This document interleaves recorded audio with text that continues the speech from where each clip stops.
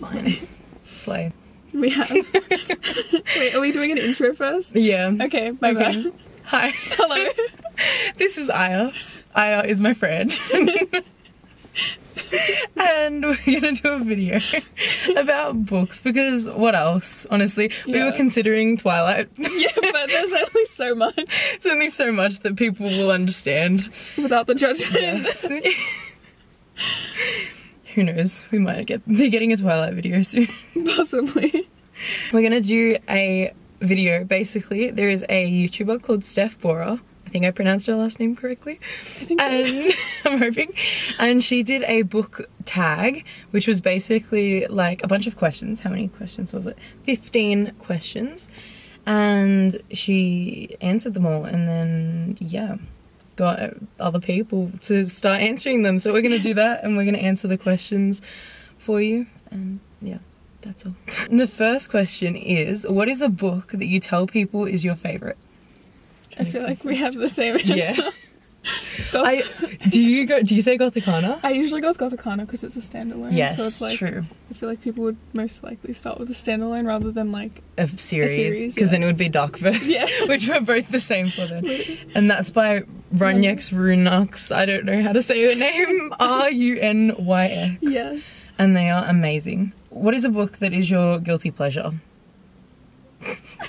Would you like to tell everyone? No, we're going to think about this. We're starting now. Hello. We're not reintroducing ourselves. Sorry. Hello, we're back again after that short intermission. Welcome back from the commercial break. Okay, my guilty pleasure book is Birthday Girl by Penelope Douglas, and I'm going to very broadly state just any Penelope Douglas book, basically, because they're really questionable and morally wrong in every way, shape or form, but anyway, we'll leave it at that. Yes, I'm going to go with Darkverse by Runux. Enough has been said there. Yes. But, yeah. Question 3 is, what is a book that everyone loved but you didn't? Oh, I have so many. I have about 2. Yeah. But, I can, what are your 2? The first one is Window Shopping by Tessa Bailey. I loved It Happened One Summer and I loved Hook, Line and Sinker. But I don't know what it was with Window Shopping. I think it just, progressed so slowly. And then the second one is Dear Enemy by Kristen Callahan, I think. I just could not sit through the book. It took so long. It put me in a reading slump. Mine are... Well, the first one's The Hating Game. That was shocking. That was actually terrible. I have a few, to be honest. The Hating Game is my number 1. That's the first one that comes to mind. Second one is 1,000 Boy Kisses. I think that was one of the worst written books to ever exist.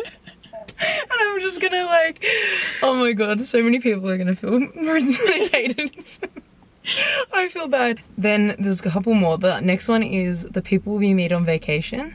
And then, which I think honestly was because I was in a reading slump, so that didn't help at all. And then the other one is a series, The Summer I Turned Pretty. I loved the show. I hated the book with everything inside of me. All 3 of them were just horrible. And yeah, that's all I'm gonna say about that because I don't want to offend anyone. Number 4 is a book that you have read the fastest. I'm gonna have to think about this one. I know that, again, I'm gonna have a lot of the same answers for some of these, but Gothicana I did read within a day, so the first time I read it. But yeah, that's the first one that comes to mind. I think a book that I read the fastest, this is a really random book. It's called Wicked Lies Boys Tell, and I've not thought about it in years because I read it quite a while ago. And I couldn't even tell you what most of the plot was or if I enjoyed it that much, but I remember binge reading it because the writing was really easy to read. And then another one was probably a Colleen Hoover book. I feel like I've read Colleen Hoover books quite fast because they're just easy to get through. So Verity or Ugly Love, I read in a day or 2, you know. Yeah. The next question is, what is a book that deserves more hype? Any Runux book. Runux. The Darkverse series, Gothicana, literally all of them. Yes. Do you have any others? I'd say Still Bleeding as well. I feel like yes. That's true. Still Beating is a really good book. But yeah, we won't get into that, but it is a very good book. Then a book that is becoming a movie or TV show that you really like.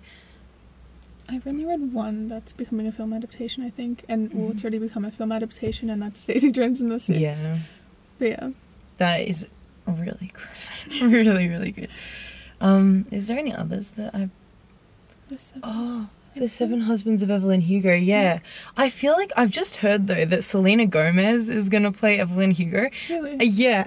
And I'm so opposed to the idea. Like, I really don't like that because she just is not Evelyn Hugo at all. Like, Evelyn, to me, is like a tall, like, slender, like an Angelina Jolie kind of, like, person. Like, brunette hair. Like, Selena Gomez is not that. Like, she's great, but she's not Evelyn Hugo. So I'm excited to see it, but I just feel like it's not right to me. Yeah. Oh, the Selection series, is that still becoming a show? I'm not 100% sure. Maybe that was a rumour. I can't remember. I feel like that might have been a rumour that the Selection series was becoming a show. The Shadow Me? Wasn't it? Is it? If Shadow Me is becoming a show, I might pass out. I don't want that to happen because it's scary. They're going to just ruin it. It's going to become I think so. Shadow Me. I'm so sorry. No. They can't do this. It should be illegal. Really should. Oh, and it ends with Us. Oh, yeah. Oh my god, I forgot about that. It ends with Us. It's becoming a movie. Wait, is it becoming a movie? Yeah. Yeah, maybe. Yeah. I don't know how to feel about that. Yeah. That's when I'll let the universe decide. Shadow Me is becoming a TV series. When's it coming out? Does it say? I don't think it says. I don't like that idea. This is an ant. No, get out of my car. How do you feel about It Ends With Us becoming a movie? You know, I'm not opposed to when books become films, but generally speaking, I don't think that they're done as well. Or like, I just generally end up preferring the book. I feel like it's hard to match. Yeah. I don't mind a show as much, but like movies, I feel like it's like a 99% chance that they're gonna ruin it. Yeah. As we've all seen with After. I'm just throwing that out there. Just because there's so much that happens in a book, and it's like I feel like a movie you're not able to go into depth. Yeah, definitely. Yeah. Next question is a book that you love that you've read that you have reread the most. I feel like it's just Gothic Honor. Gothic Honor, yeah. That's my favourite that I've reread the most. But I know I've reread like Ugly Love and I've reread Verity a couple of times. Yeah, Verity I've reread before. Yeah. I've reread a lot of books though. I reread quite often because I really like rereading. Yeah. Like Dark Verse series. I think the Dark Verse series is the books, not even just a single book I can justify rereading so many more times. Like I reread it a few months ago, 3-4 months ago, and I could still reread it again like right now because I just love it so much. What book did you love reading from a genre you don't typically read? I'm gonna have to look through for this one. Yeah, I think me too.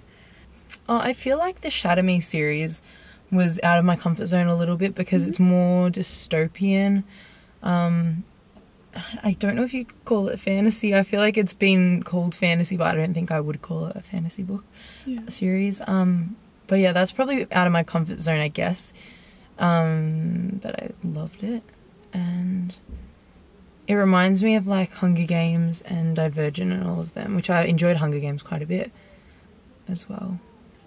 Yeah, I think even though I haven't finished the Shadow Me series, that's like a series that I have read that's outside of like the main 3 genres that I read. But yeah, I've only read like the first 1.5 books into the series, but I really like Shadow Me. I don't think there's many others. Like I've read books that are outside of my comfort zone, but I've never enjoyed them that much. Like they've just been kind of average and not amazing. Yeah. Okay, what is a book that deserves all the hype it gets? So one that's hyped up a lot and it actually lives up to the hype. I feel like Hook, Line and Sinker definitely deserved all the hype that it got. Yes. Yeah. It deserves more hype even. But like it is hyped up quite a bit. But yeah. I don't understand when people say they like It Happened One Summer more than Hook, Line and Sinker. I know. Because it's a duet. and Hook, Line and Sinker is the second one, and it's just so much better. It is. It really is. Fox and Hannah all the way, honestly. What is a book that you usually recommend when asked to give a recommendation? What's yours? Well, usually it depends on like the type of genre the person like kind of usually reads. Yeah. Like if it's a psychological thriller, I'll most likely go with Tender as the Flesh. Mm. And then if it's like romance, I most likely just go with like something along the lines of either Hook, Line and Sinker if it's just like a light-hearted romance, or just anything other than that, it would be Gothic Honor. Yeah. But yeah. I feel like, same here, it depends on the person. I think if someone is just getting into reading, I would typically go more for like, probably Colleen Hoover, honestly, or like a YA, like romance book, if they're into romance, obviously. So I'd give them one of them just to begin with, and then I would hopefully work my way up to like, I think Daisy Jones and the Six has become one of those books for me that I would recommend to anybody. Yeah. Seven Husbands of Evelyn Hugo I'd recommend to anybody, like of all ages. A boy, a girl, a man, a female, whatever. And then Gothic Honor to specific people would be my number one recommendation overall. But yeah, only if I know that they can handle it. Oh god. What is a book that has your favourite characters in it? The Dark Verse. Yes. Who were your favourite characters? Dante Maroney. Dante Maroney. Yeah. His favourite character, honestly. We don't even need characters. Good. Like Amara and Morana. Love him. But I don't know if I like those two the most out of the women characters. But even then, I like half of them. I love like half of Morana and half of Amara, and like mixed together, I feel like they'd be like the perfect person. Yeah. But Dante is just the perfect person. Actual icon. Yeah.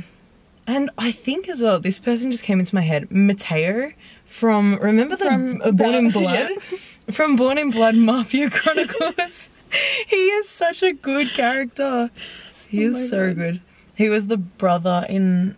What did he had his own book, didn't he, as well? Yeah, I can't even one remember. book in the series, the brother of Luca. Yeah, I didn't like Luca that much. Yeah, no. No.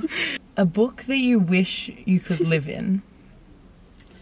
I don't know if I want to live in it. Honestly, same. I think I'm good. I'm good here. Yeah. I will continue existing here. I'm good just existing in the normal. If I could have like a vibe of a book, like the aesthetic? The aesthetic, yeah. I feel like, okay, The Summer I Turned Pretty, I don't actually like the books that much, but the aesthetic of it, like living next to the beach, summer, like beach house, and you've got like you're there with your family, friends, and whatever, that is a good vibe. Yeah. I like that a lot. Yeah, I could do that. And it seems really chill. Like there's no killing anybody, which is nice. Yes. Generally speaking. Yeah. What is a book that was there any that you would say no, you want to live here? You're content with your architecture, with university stress. Yeah, I'm content with like adulthood, the many dilemmas, and random people stalking us. Oh, should I tell the people? Story time, intermission. So, we were just parked up at a beach and we came to like sit and just read and eat some food, and we got out for a walk, and then we got a message on the car. It's so bad. Wait, is it gonna focus? There we go. It says, Hi, I'd love a chat on Snapchat, girls. Chris Peanut 2021 with a smiley face. Like, who are you, Chris? No thanks, I don't want to talk to you. It's so bad. And then we got scared because it says girls, so that means that they were watching us. And then we freaked out, so we drove somewhere else, and then we thought someone was following us because there was the same car, so I just started doing loops around to see that they weren't following us. It felt like we were in like doing like a chase or something, like trying to escape. And then I checked the car for trackers.